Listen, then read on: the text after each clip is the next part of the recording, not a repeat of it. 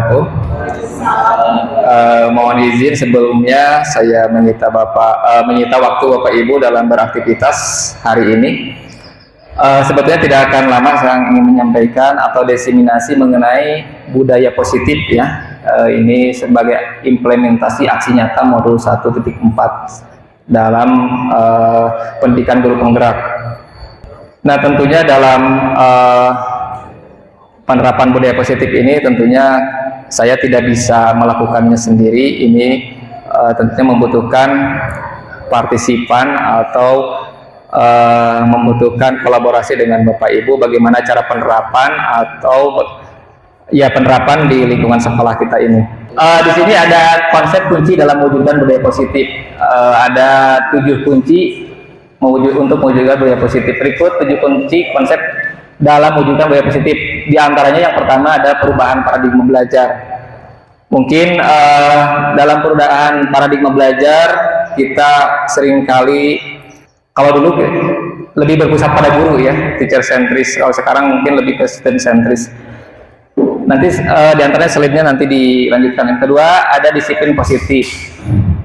Kemudian yang ketiga motivasi perilaku manusia. Keempat kebutuhan dasar manusia.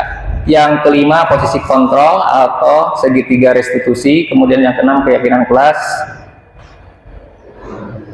Yang terakhir segitiga restitusi ya. Mohon maaf, nomor 5 posisi kontrol restitusi. Pembelajaran dengan paradigma baru, kita bisa lihat di sini pembelajaran dengan paradigma baru dirancang berdasarkan prinsip pembelajaran yang berdiferensiasi, sehingga setiap siswa belajar sesuai dengan kebutuhan dari tahap perkembangannya untuk mewujudkan profil pelajar Pancasila. Kita tahu dalam pembelajaran diferensiasi ini, dalam satu kelas pun tidak ada anak yang sama gitu ya. Semua memiliki potensinya masing-masing. Kalau menurut Ki Hajar Dewantara, anak itu tumbuh sesuai dengan kodrat alam dan kodrat zaman gitu ya. Jadi kita selaku guru harus mampu memahami setiap potensi yang dimiliki oleh siswa itu sendiri, agar ketika kita menerapkan pembelajaran di dalam kelas tentunya kita lebih bijak, kemudian kita juga lebih terarah, sehingga potensi yang dimiliki anak bisa dimunculkan di sini. Sebelumnya Bapak Ibu tentunya sudah melaksanakan pembelajaran diferensiasi. Kalau teorinya seperti ini yang bisa kita lihat di slide ini, bisa Bapak Ibu cermati kembali. Itu pembelajaran berdiferensiasi adalah pendekatan yang dirancang untuk menghormati keunikan setiap siswa dalam kelas. Ini bukan hanya strategi tetapi sebuah filosofi yang mungkin setiap anak untuk belajar dengan cara yang paling efektif bagi mereka gitu. Karena setiap anak tadi sudah saya tekankan bahwa memiliki perbedaan-perbedaan dalam potensinya sesuai dengan tuntutan kodrat alam dan kodrat zaman. Kemudian mengapa pembelajaran berdiferensiasi itu penting? Karena di dalam kelas kita tidak ada 2 siswa yang sama, setiap siswa memiliki kecepatan belajar yang berbeda. Contoh, kalau kita asosiasikan terhadap kondisi tata surya gitu ya. Tata surya dengan beragam bentuknya, rotasinya itu memiliki perbedaan-perbedaan, ada yang cepat, ada yang lambat. Nah, dalam kondisi seperti ini tentunya kita juga tidak bisa ngeplet semua siswa itu harus sesuai apa yang kita mau gitu ya. Tetapi kita harus mengikuti bagaimana cara menangkap pembelajaran yang mereka lakukan terhadap kita gitu ya. Ada yang lembat, bagaimana kita cara menanganinya, kemudian yang cepat harus seperti apa. Kemudian kita lanjut, bagaimana kita menerapkan pembelajaran berdiferensiasi. Ada beberapa cara. Yang pertama, mulailah dengan memahami kekuatan, kelemahan, minat, dan gaya belajar siswa. Kadangkala dalam pembelajaran di kurikulum Merdeka ini kita dianjurkan untuk mendiagnosa ya, atau mendiagnostik kondisi anak di awal pembelajaran. Kita akan mengetahui motivasi mereka untuk mulai dari berangkat dari rumah ke sekolah, kemudian mereka sampai duduk di dalam kelas itu seperti apa gitu ya. Kita cari tahu dengan menggunakan diagnostik ini. Kemudian yang kedua, setelah kita mengetahui karakteristik anak yang berbeda-beda tersebut, kita akan mengelompokkan siswa berdasarkan kebutuhan belajar mereka. Bukan kemampuan kelompok itu bisa berubah-ubah tergantung pada topik atau kegiatan. Jadi kita bisa lihat mereka membutuhkan apa gitu ya. Bisa saja mungkin mereka pada satu ruangan itu memiliki kebutuhan yang berbeda-beda. Nah, kita selaku guru harus mampu minimal gitu ya, mengakomodir setiap kebutuhan siswa itu sendiri. Kemudian yang ketiga, biarkan siswa memilih tugas atau proyek yang sesuai dengan minat mereka. Ini akan meningkatkan motivasi dan keterlibatan mereka dalam belajar. Sebetulnya dari 3 anjuran ini memang sangat positif, namun pada dasarnya ketika kita implementasikan di lapangan, apalagi kondisi kita yang memang walaupun sudah beberapa tahun menggunakan kurikulum Merdeka, tentunya memiliki banyak hambatan ya Bu ya. Kita tidak bisa tiba-tiba atau serta-merta memaksakan, bukan memaksakan ya, maksudnya mengarahkan anak harus seperti ini, seperti itu, sesuai dengan anjuran dari kurikulum ini. Namun kita tetap harus berproses dalam hal ini. Nah, ini mungkin skema profil pelajar Pancasila. Bapak Ibu sering membaca ini, saya tidak akan terlalu lama di sini ya. Profil pelajar Pancasila ada beriman, berkebinekaan, gotong royong, kreatif, bernalar kritis, dan mandiri.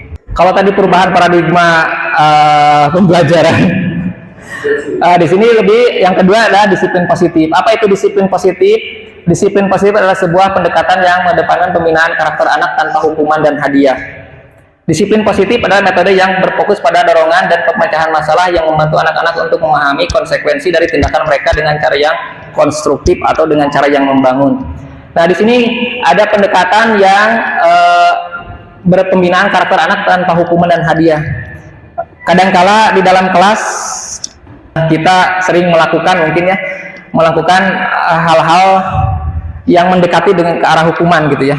Misalnya ketika anak melanggar peraturan, tentunya kita lebih cenderung lebih hukum gitu ya, dengan cara, walaupun memang pada saat ini kita tidak melakukan hukuman secara fisik gitu ya, tetapi setidaknya dengan ucapan atau tingkah laku kita, mulai dari bagaimana cara kita menanyakan perihal-perihal anak, kadang-kala kita tidak bertanya tentang latar belakang bagaimana mereka bisa melakukan ini gitu, tiba-tiba kita langsung menghardik atau menuntut mereka dengan konsekuensi gitu ya. Kemudian hadiah pun ternyata bagian dari hukuman. Ketika kita memberikan hadiah yang mungkin nominalnya mungkin tidak seberapa sih sebetulnya, tapi kalau sering dilakukan tentunya itu juga berkaitan dengan, akan berdampak pada hukuman karena tidak memunculkan motivasi internal pada diri anak gitu ya. Misalnya si anak diajarkan untuk mampu berbicara di depan kelas. Nih saya berikan sebuah coklat misalnya. Ketika kita tidak memberikan hadiah tersebut, anak pun enggan untuk kembali ke depan gitu ya. Nah, ini yang tidak dianjurkan dalam pembelajaran abadi ini mungkin ya, seperti itu. Nah, dalam disiplin positif kita berfokus pada dorongan dan pemecahan masalah. Nah, dorongannya mungkin dari motivasi, bagaimana cara membangun motivasi internal itu sendiri gitu ya. Ketika anak berbuat salah, kita harus mampu memunculkan bagaimana anak cara memecahkan masalah itu sendiri, bagaimana alasan mereka gitu ya, bisa melakukan hal tersebut, sehingga pada akhirnya mereka sendirilah yang akan berusaha untuk mencari solusinya itu sendiri bersama-sama dengan kita gitu. Berikut adalah beberapa prinsip utama dalam disiplin positif. Mengajarkan keterampilan sosial dalam kehidupan, kemudian membangun logika, mengedepankan refleksi kesalahan, mendukung kemandirian dan pendekatan yang positif tanpa kekerasan. Intinya dalam budaya positif ini selalu membangun hal-hal yang mendorong anak untuk berdiri sendiri, terbuka, dan menjadi dirinya sendiri gitu ya, dalam budaya positif ini, sehingga mereka ada di tempat tersebut merasa aman dan nyaman gitu.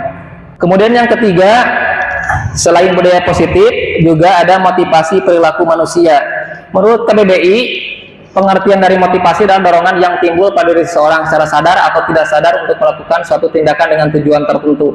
Sementara itu dalam psikologi, pengertian motivasi adalah usaha yang dapat menyebabkan seseorang atau kelompok orang tertentu tergerak melakukan suatu karena ingin mencapai tujuan yang dikehendakinya atau mendapat kepuasan dengan perbuatannya. Nah, dalam konteks ini, motivasi ini terbagi dua ya, tadi yang saya sebutkan, ada motivasi yang sifatnya eksternal, ada motivasi yang sifatnya internal. Motivasi eksternal mungkin lebih mengajar pada stimulus respon. Ketika kita memberikan sesuatu, maka anak akan merespon. Nah, ternyata di sini dalam konteks penyebaran budaya positif ini lebih dianjurkan kepada motivasi internal. Bagaimana cara kita membangun motivasi yang hadir dari dirinya sendiri dengan kesadarannya sendiri gitu. Bahwa melakukan kesalahan ini ternyata salah gitu ya. Bagaimana cara mereka, contoh misalnya ketika ada anak kesiangan ke sekolah, kita tanyakan dulu gitu ya. Kenapa kok bisa kesiangan? Oh, ternyata anak ini main game. Kalau main game, kira-kira bagus nggak untuk dilakukan? Kalau kalian tidur malam, misalnya sampai larut malam, oh ternyata kata anak itu tidak bagus. Lalu bagaimana cara agar kalian itu bisa mengantisipasi agar kalian tidak datang terlambat ke sekolah? Ternyata kata anak itu kan akan menjawab, mereka menjawabnya, mungkin saya tidak lagi tidur terlalu larut malam, kemudian saya akan bangun pagi-pagi. Nah, ini salah satu cara mereka untuk mengantisipasi masalah yang mereka hadapi dengan solusi yang sederhana tadi.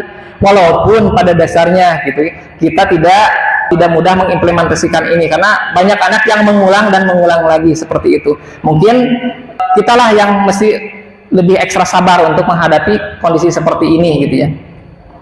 Jadi kita juga bisa berkolaborasi dengan orang tua mereka gitu, menanyakan bagaimana agar anak ini bisa bangun lebih awal gitu ya.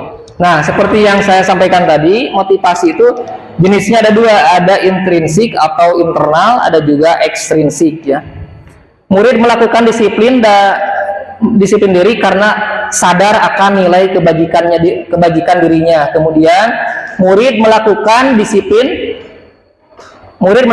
diri karena takut dihukum. Dua, murid melakukan disiplin diri karena ingin mendapatkan hadiah. Jadi banyak hal sebetulnya yang bisa membangun motivasi ini. Namun kita juga termasuk motivasi yang mana gitu ya. Nomor satu itu murid melakukan disiplin diri karena takut dihukum. Berarti motivasi eksternal masuknya.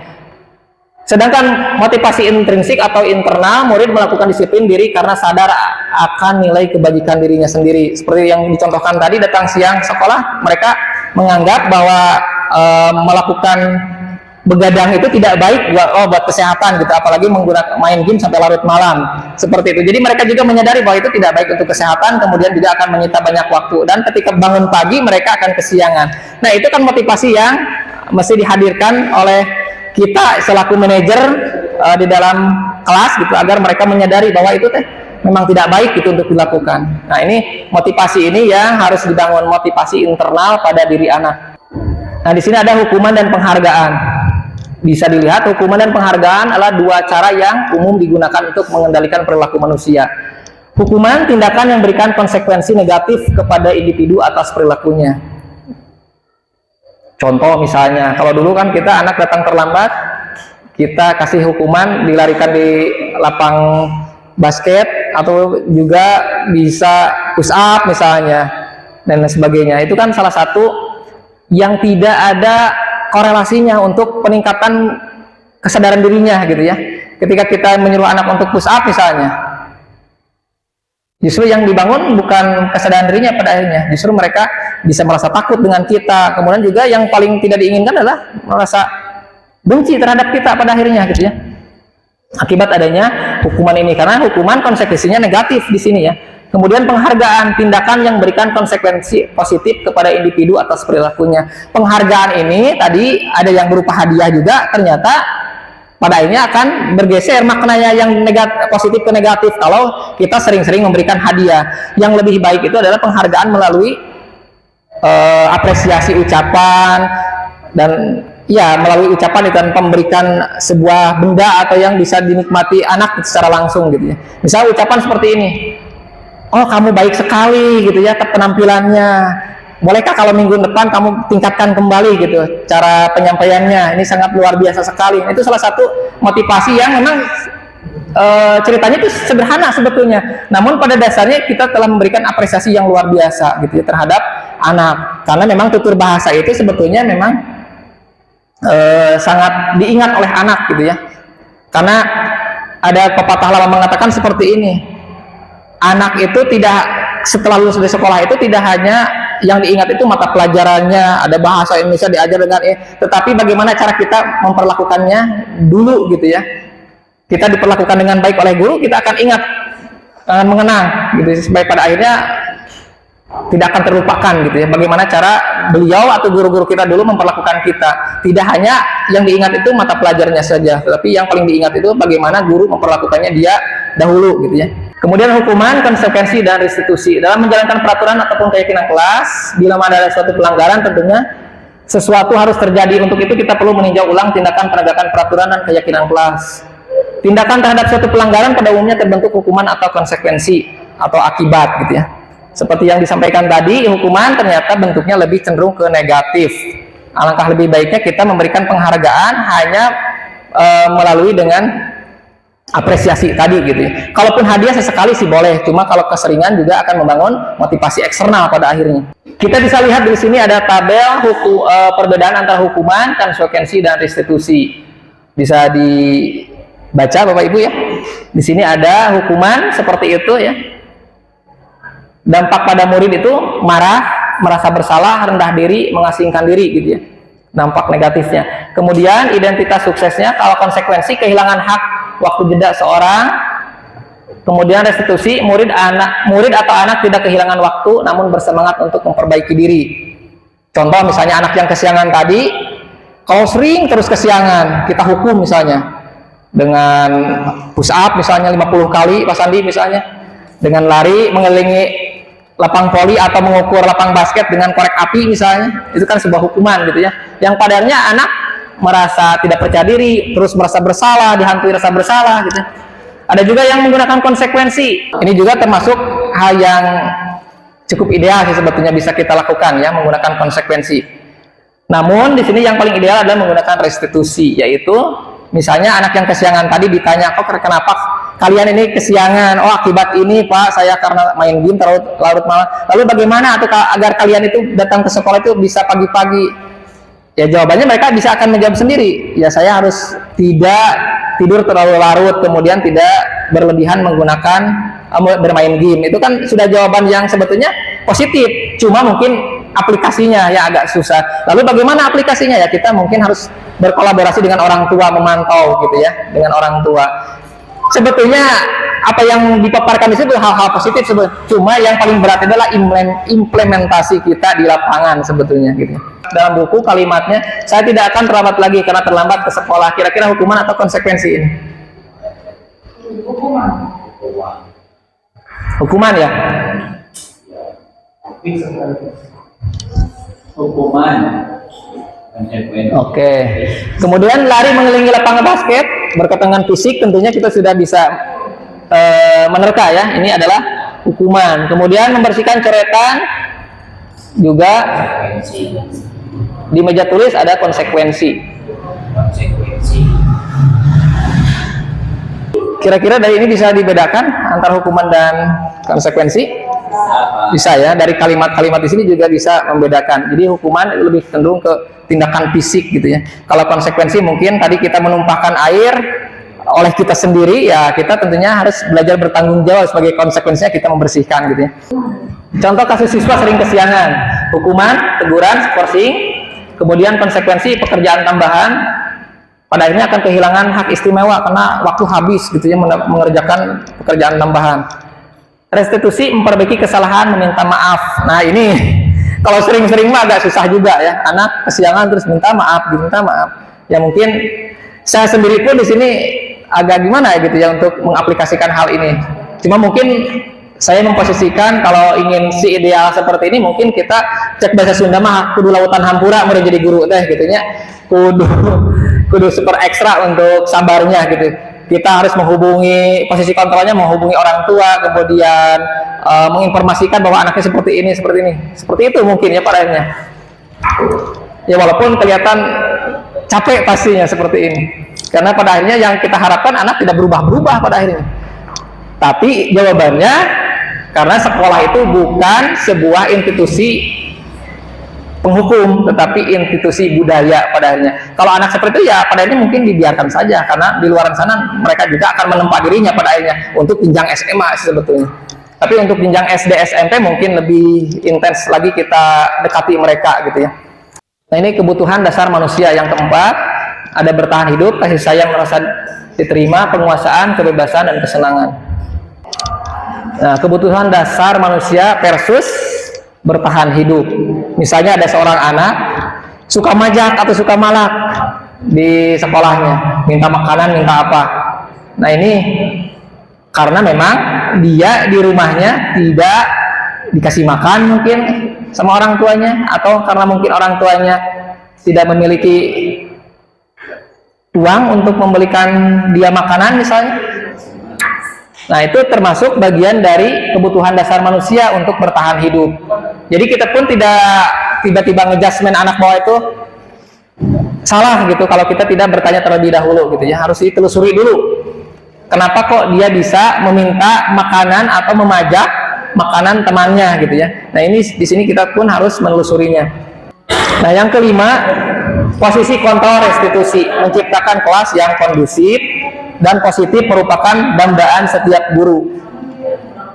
Salah satu pendekatan yang efektif untuk mencapai hal ini adalah dengan menerapkan 5 posisi kontrol restitusi. Pendekatan ini membantu guru membangun disiplin positif dengan menekankan tanggung jawab dan solusi, bukan pada hukuman dan kontrol. Nah, kita dalam hal ini bisa mencari tahu posisi kontrol kita saat ini berada di poin nomor berapa gitu ya.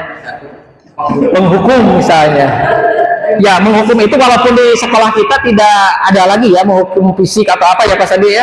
Anak datang siang di pusat sudah enggak kan sekarang ya.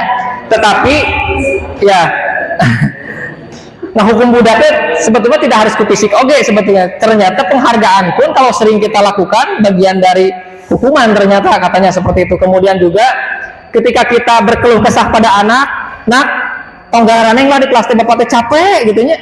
Nah itu akan menimbulkan rasa gimana ke anaknya gitu ya, rasa kasihan ke kita. Ternyata itu juga bagian dari hukuman, rasa bersalah gitu kepada anak. Yang muncul itu anak merasa bersalah tadi melakukan itu kepada bapak ibu guru seperti itu bagian dari hukuman. Kemudian ya termasuk rasa bersalah itu. Kemudian posisi kita juga bisa menjadi teman. 1, 2, 3 tentunya pernah kita lakukan ya seperti yang ada di sini. Oh, pemantauan kekurilingan unggul ninggalikan. Nah ternyata yang paling ideal itu menjadi manajer. Ketika anak punya masalah, mereka sendiri menemukan solusinya. Kita hanya memberikan pertanyaan-pertanyaan saja. Seperti tadi anak datang ke sekolah, kenapa kalian terlambat datang ke sekolah? Karena ini misalnya. Kemudian kalau menurut kalian itu bagus nggak gitu ya begadang itu? Kata Bang Haji Romaya nggak bagus itu begadang. Tidak baik untuk kesehatan. Nah, anak sudah bisa menjawab sendiri sebetulnya. Itu kan untuk membangun motivasi internalnya, membangun kesadaran dirinya. Lantas bagaimana agar kalian itu tidak datang terlambat ke sekolah? Oh, saya itu harus bangun lebih pagi. Kemudian saya tidak main game lagi, gitu kan? Itu salah satu jawaban yang positif dalam konteks kita selaku manajer gitu ya. Jadi tidak menghardik, tidak menuntut, tapi menjadi guru yang menuntun. Nah, ternyata dari dialog pun itu akan berimplikasi pada ada efeknya ternyata ya. Nada suara tinggi ketika kita berdialog, bahasa tubuh, gerakan kita, mata melotot, jari menunjuk dan menghardiklah kasarnya mah. Terlambat lagi. Selalu datang terlambat. Kapan bisa datang tepat waktu? Kurang tanda seru tentunya ongkol tarik muridnya. Efek ke siswa, murid mungkin merasa marah, kesal dan tidak dihargai. Otak tong aneh budak sok balik cemas, kehilangan kepercayaan diri. Hal ini dapat menghambat perkembangan emosional dan sosial mereka pada akhirnya. Nah, ini weh ya. Daya anu hiji tika opat mah tos dilakukan ke urang mengenanya. Sebetulnya ini sudah, cuma kadang kita asup ke manajer kenapa sih? Kadang saya sendiri tidak tahu gitu ya. Tapi setidaknya potongan-potongan slide-slide itu pernah kita laksanakan dalam kehidupan di sekolah ini gitu ya. Nah guru berbuatnya seperti ini, nada suara tulus, bahasa tubuh tidak kaku, intinya pura-pura menurut orangnya di rumah mereka punya masalah tadi cana ke sekolah karos abi gitu, kadang kermumat gitu ya.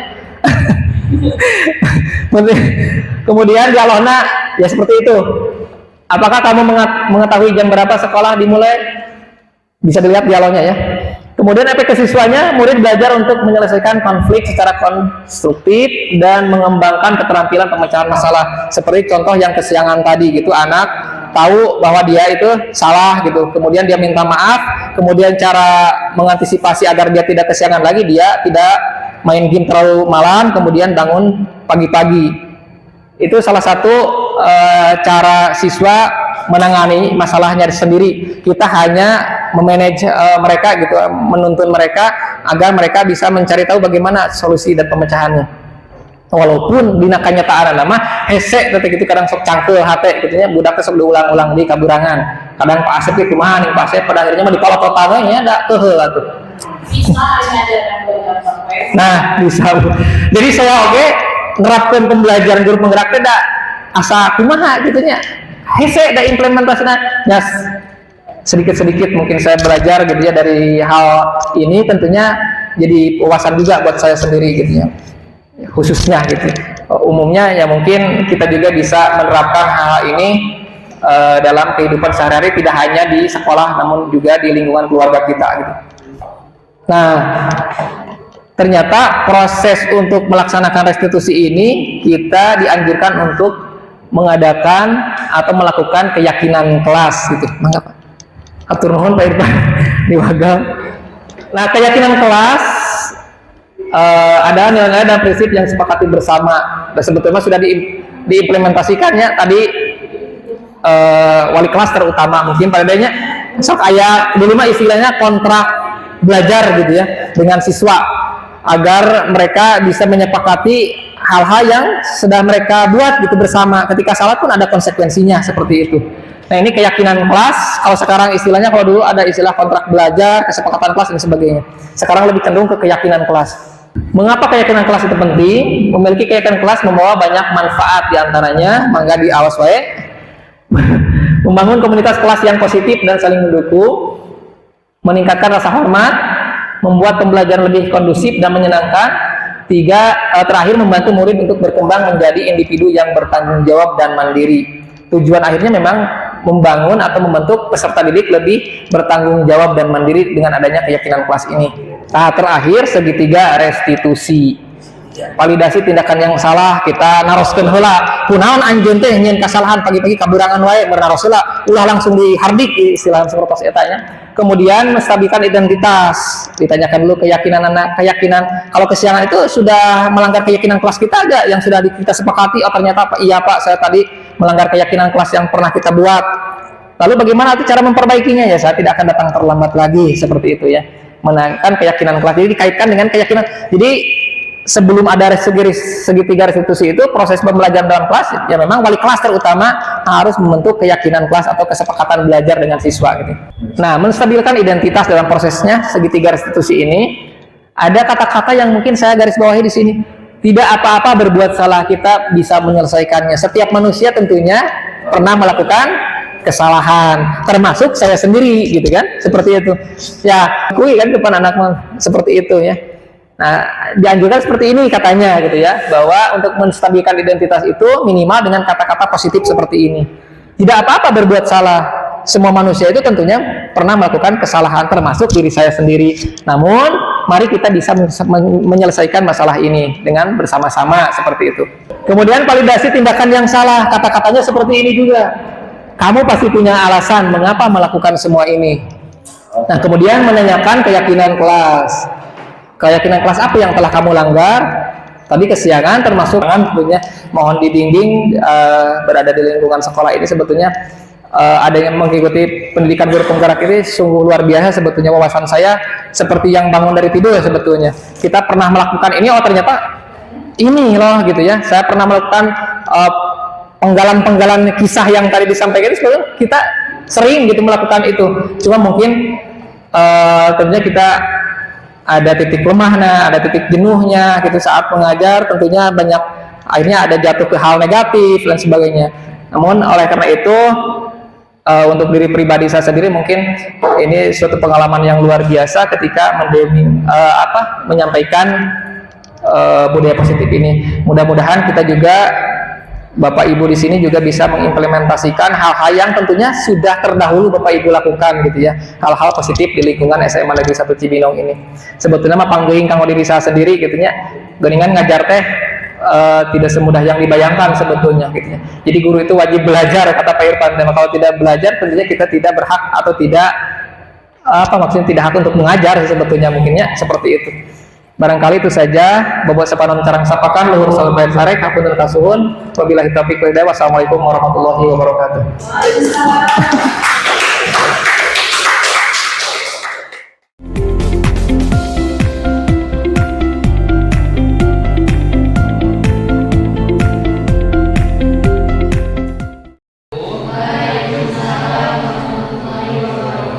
Selamat pagi semuanya. Gimana punya sehat? Alhamdulillah. Luar biasa, tetap semangat Allah. Kamu terapkannya kebiasaan di SMA Negeri 1 Cibinong itu Pernah nggak kita apa itu? Dilanjutkan ya. Hari ini Bapak menyita waktunya. Sebetulnya ini harusnya memang keseluruhan siswa, mungkin karena banyak kegiatan di sebagian saja ya. Bapak nanti kalian sampaikan juga ke teman-teman yang lain. Hari ini Bapak mau sosialisasi tentang membuat keyakinan kelas. Pernah dengar nggak keyakinan kelas itu seperti apa? Pernah dengar tidak? Tidak ya.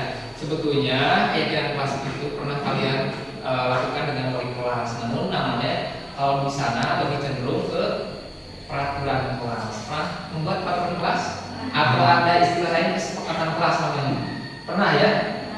Coba contohkan salah satu kalimat saja yang pernah dibuat. Apa kata-katanya? Sanksi. Jadi peraturan itu ada konsekuensi ternyata ya. Ada konsekuensi kalau kita melanggar sesuatu, mungkin ada konsekuensinya nanti ke depannya gitu ya. Nah, itu dalam peraturan. Nah, kalau saat ini yang dianjurkan itu adalah kita mengembangkan budaya positif di lingkungan kelas maupun di lingkungan sekolah secara umum ya. Nah, kita awali dari hal yang kecil saja dulu ya, dari lingkungan sekolah, lingkungan kelas. Seperti apa budaya positif itu ya, ternyata memang penerapannya dalam konteks keyakinan kelas. Kalau peraturan kelas lebih cenderung biasanya identik kalimat-kalimatnya itu kalimat-kalimat negatif. Pernah dengar nggak? Kalau misalnya ada anak-anak yang suka nyontek, biasanya kalimatnya seperti apa kalau dalam peraturan kelas? Dilarang menyontek. Kemudian Ajis misalnya buang sampah sembarangan, kalimatnya bagaimana? Kesepakatan kelasnya? Ya, jangan buang sembarangan. Atau ada kalimat dilarang membuang sampah sembarangan. Sebetulnya bagus ya, ada kalimat dilarang membuang sampah karena menganjurkan membuang sampah itu pada tempatnya. Namun konteksnya ternyata negatif kalau dalam peraturan maupun dalam kesepakatan kelas yang notabene biasanya itu seperti itu. Nah, ternyata sekarang harus kita berpikir positif karena hal-hal yang menggunakan hal positif, insya Allah dampaknya pun akan positif kepada kita. Lalu apa keyakinan kelas itu? Yang namanya keyakinan pasti munculnya dari mana? Dari orang lain atau dari diri? Dari diri kita sebetulnya. Motivasi internal. Jadi kita harus menghadirkan atau memunculkan motivasi internal dari diri kita sendiri. Karena kesadaran kalau dibangun dari diri sendiri, otomatis kita akan melaksanakan dengan legowo, dengan senang hati, dengan terbuka, tidak ada paksaan. Nah, kalau peraturan kadang-kadang ada paksaan kan? Kalau tidak membayar uang apa? Uang iuran, uang kas, ya konsekuensinya ini. Kadang ada yang suka, ada yang enggak. Nah, dalam hal ini kalian dianjurkan minimal membuat satu kalimat keyakinan kelas. Misalnya, contohnya tadi dicontohkan yang sering kesialan misalnya. Bagaimana dalam peraturan kelas biasanya? Ya kalimatnya. Apa tadi Pak? Pokoknya dalam peraturan yang dilarang, jangan, kemudian apa lagi? Kalimat-kalimat yang bermakna negatif. Coba, tadi jangan buang sampah sembarangan misalnya. Kita ubah menjadi kalimat positif.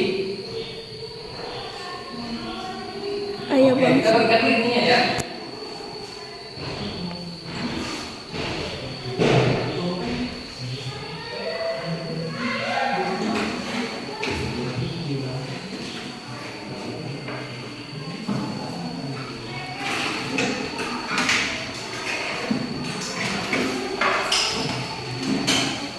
Sebenarnya kalau recap dulu ya, kita lanjutkan ini. Kita jepit lagi videonya. Oke, 1, 2, 3 udah aja. Oke, baik ya. Dalam membuat keyakinan kelas, kalian mulai dari peraturan kelas dulu yang menggunakan kalimat jangan. Kalau bingung ya, keyakinan kelas itu seperti apa? Tapi keyakinan kelas yang diyakini oleh hati kita dan berdampak positif bagi lingkungan maupun kita sendiri ketika melaksanakan itu kan ada rasa sukacita dan tidak ada keterpaksaan, sebenarnya keyakinan kelas. Maka kalian kalau masih bingung, buatkan dulu kalimatnya dari konteks peraturan yang memang lebih tadi contohkan lebih negatif. Biasanya menggunakan kata-kata negatif. Contohnya kalau dalam kelas dibutuhkan apa saja misalnya. Tadi dilarang menyontek, sok bakar. Misalnya dia satu orang 5 1 peraturan. Buatkan ya.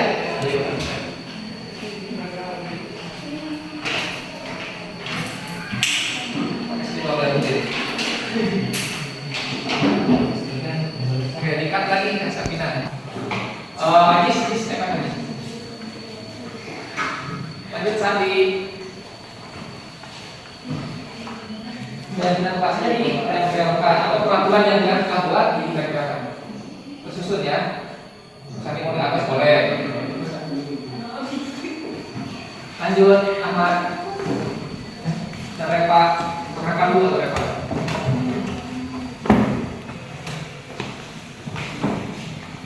Kita boleh masuk ke sini masih kalau sudah di kalimat. Lanjut. Ayo,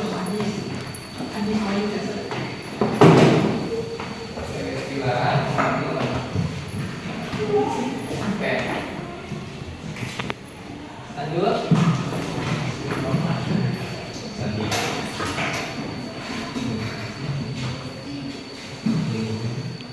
Bagus, lanjut.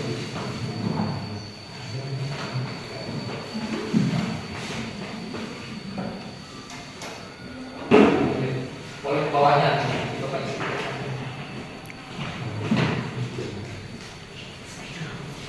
Ya, lanjut.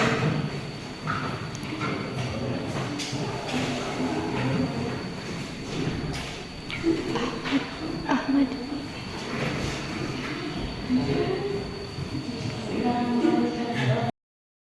Peraturan yang telah kalian buat ini masih bentuk peraturan karena masih menggunakan kata dilarang ya.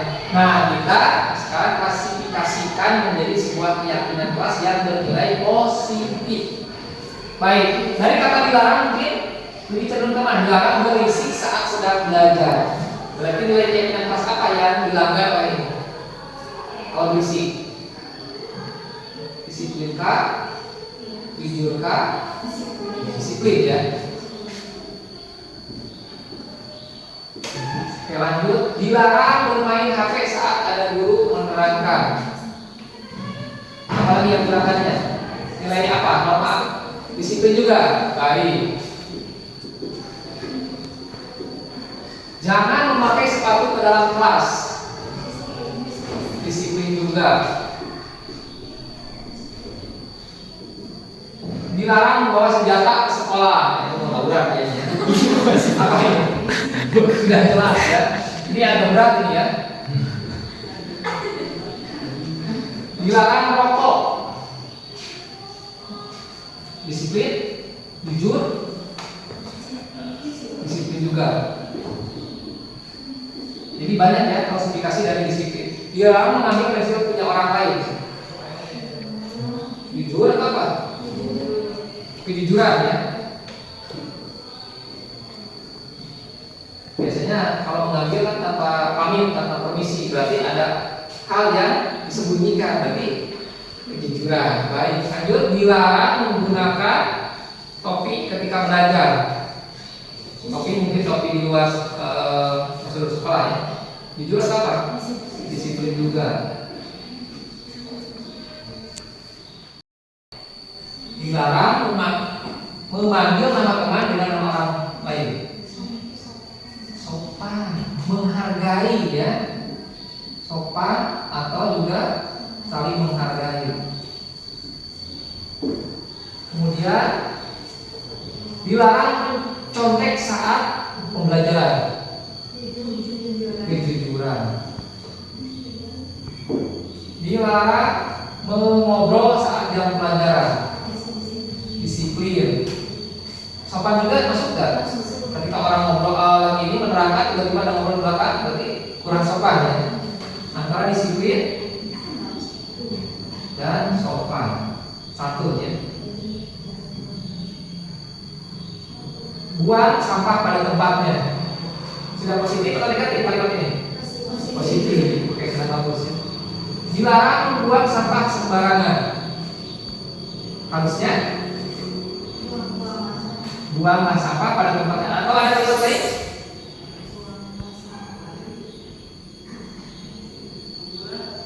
Nilai keyakinan yang di dalam membuang sampah ini berarti nilai keyakinan kebersihan ya. Tinggal kita kelompokkan. Berarti di kelas ini telah kalian yakini, kita sepakati saja yang pertama ada nilai disiplin yang tidak boleh dilanggar. Kemudian ada nilai Tiga. Oke, tiga sopan atau sopan santun ya. Kemudian saling menghargai ada di sini.